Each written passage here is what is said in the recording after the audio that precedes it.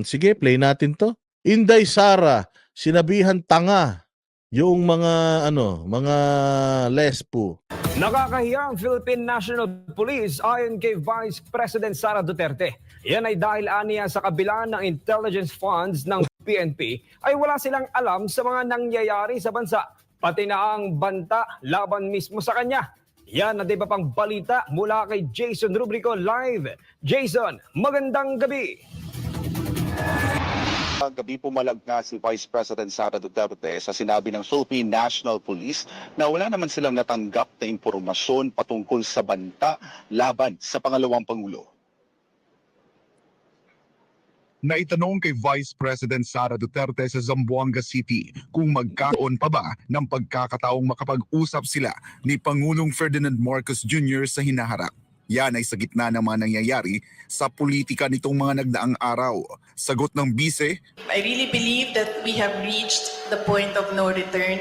And it is clear, ma'am, na they are really going after me. At gusto talaga nila akong tanggalin sa posisyon. binigyang diin ni Vice President Duterte na totoo ang mga banta laban sa kanya. Ang lahat ng ito ay bago pa man aniya mangyari ang kaguluhan sa Kamara. Lahat ng threats sa akin, Office of the Vice President personnel, and even sa aking family. Nito nga ang mga nakarang araw, mas binigyang diin pa ng pangalawang Pangulo ang banta sa kanyang seguridad. Sinabi niya na may restback siya sakaling ipapapatay siya ni Marcos Jr., First Lady Liza Marcos at House Speaker Martin Romualdez. Kung ang Philippine National Police ang tatanungin, ay wala naman daw silang natanggap na impormasyon sa banta laban kay Vice President Duterte. Bagay na pinalaga ng bise na aniya ay nakakahiya ang PNP. Nakakahiya sa buong mundo. Nakakahiya talaga ang PNP sa buong mundo. Tayo na saan ka makakita ng PNP chief na tamas maputi pa kaysa kay Inday Sara.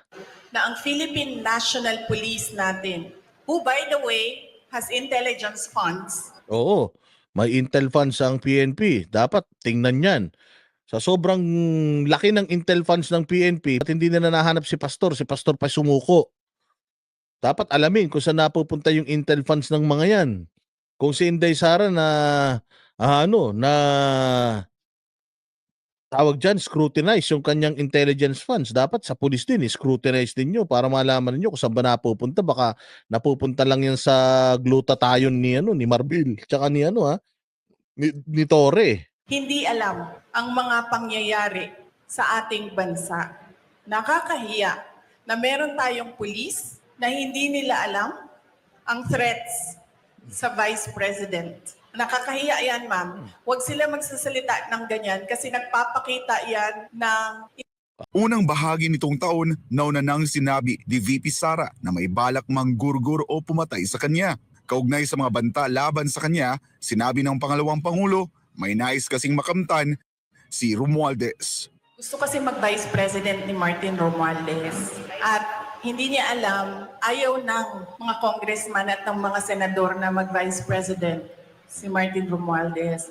At hindi niya alam na ayaw ng taong bayan mag-President si Martin Romualdez. Unfortunately, Si Martin Romualdez, ayaw ng mga congressman na magsenador ka. Ayaw na magpresidente ka. Ayaw din ng mga senador na magpresidente ka kasi hindi mo daw deserve. Okay? So, kung ano man ang pangarap mo sa buhay, itigil-tigil mo na, sir. Kasi walang patutunguhan yan. Yang iyong pinagpapangarap na yan. Tambaluslos hanggang congressman ka lang. Kahit senador, hindi ka mananalo. Tanggapin mo na yan. Hindi ka magmamay-ari ng buong Pilipinas. Tandaan mo yan.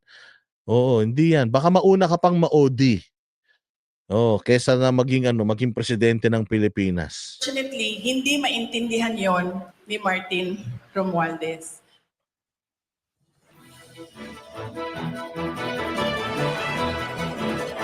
Kaya sa ngayon, si Vice President Sara Duterte o kanina ay nasa Lingayen, Pangasinan siya para pangunahan ang distribusyon ng higit kumulang 2,000 gift packs para sa mga benepisyaryo mula sa iba't ibang sektor.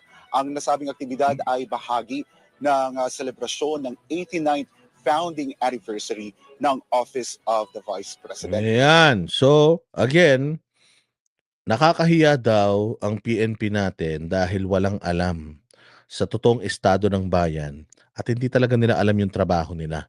It shows, mga bossing, noong nag-conduct sila ng illegal na pagkubkob dyan sa KOJC. It shows na talagang wala silang mga alam.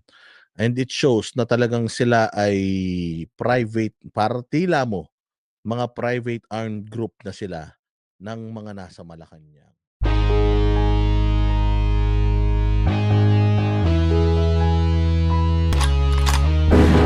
Yan ang banateros, walang inuurungan. Pag tama palakpakan, pag mali ay babanatan.